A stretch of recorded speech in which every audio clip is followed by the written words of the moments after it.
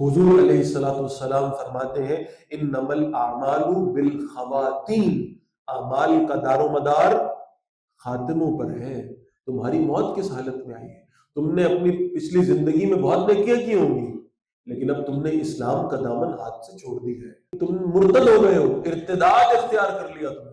فاولئک اصحاب النار، پکے ٹھکے جہنمی ہے یہ، جنہوں نے دنیا کے لالچ میں، مستقبل کے لیے، دنیا کی آسائشوں کے لیے اپنے دین کو چھوڑ دیا، یہ جہنم میں جانے والے ہیں۔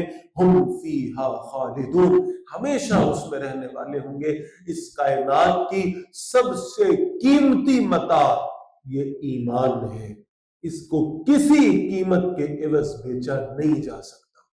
ان الذین آمنوا، بے شک وہ لوگ جو ایمان لائے، والذین ہاجروا، اور جنہوں نے ہجرت کی، وجاہدوا فی سبیل اللہ، اور اللہ کی راہ میں جہاد کیا، اولئک یرجون رحمت اللہ، یہی وہ لوگ ہیں جو اللہ کی رحمت کی امید رکھتے ہیں۔ واللہ غفور رحیم، اللہ تعالیٰ بہت بخشنے والے، ہمیشہ رحم فرمانے والے۔